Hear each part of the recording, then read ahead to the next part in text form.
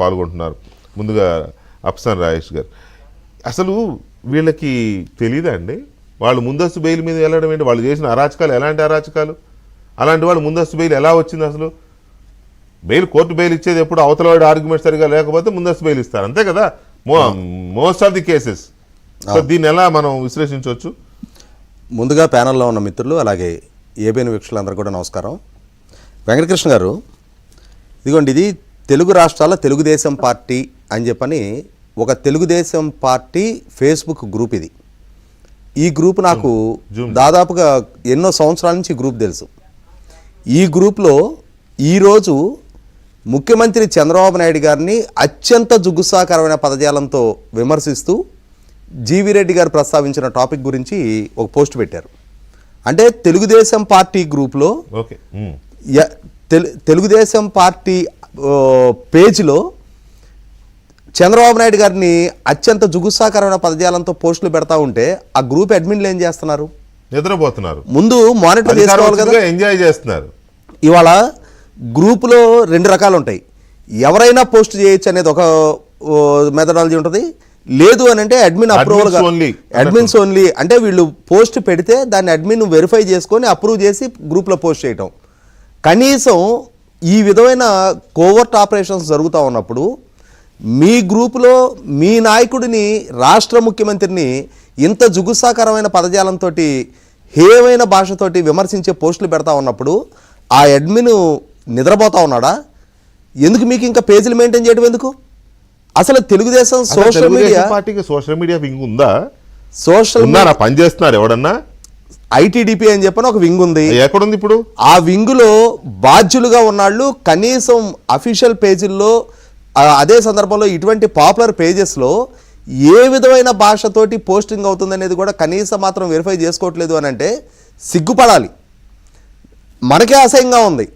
రాష్ట్ర ముఖ్యమంత్రి గారిని ఉద్దేశించి, పార్టీ అధ్యక్షుని ఉద్దేశించి పార్టీ గ్రూప్లో ఎవడో కిరణ్ కుమార్ అనేవాడు ఆ విధమైన పోస్టు పెడతా ఉంటే అడ్మిన్లు నిద్రపోతూ ఉన్నారా?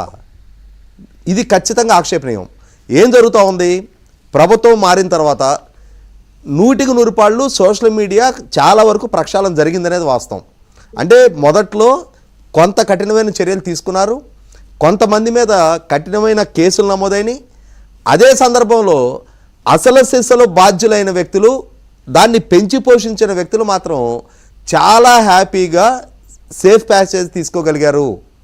ఇవాళ సాక్షాత్తు ఎన్టీ రామారావు గారి చిన్న కుమార్తె ఉమామహేశ్వర గారు చనిపోయిన సందర్భంగా ఆమె చనిపోయిన అంశాన్ని వక్రీకరిస్తూ నారా లోకేష్ గారికి, చంద్రబాబు నాయుడు గారికి ఆపాదించి పోస్టులు పెట్టిన గుర్రంపాటి దేవేంద్ర రెడ్డి మీద ఎందుకని కేసులు నమోదు కాల?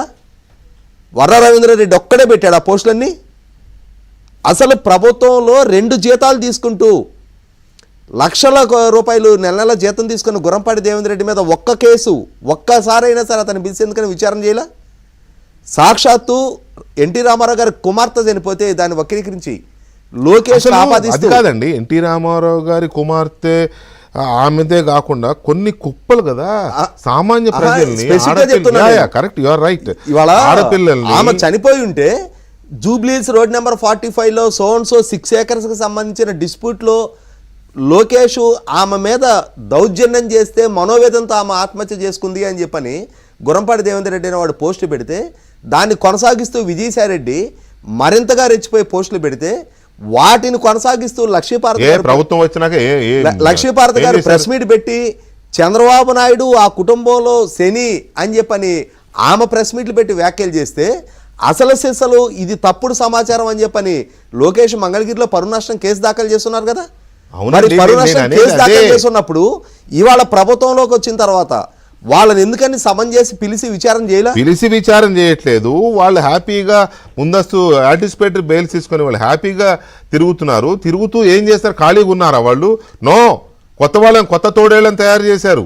ఇవాళ తయారు చేసి ఒక్క నిమిషం సార్, కొత్త తోడేని తయారు చేసి వదిలితే ఆనాడు రాజేష్ గారు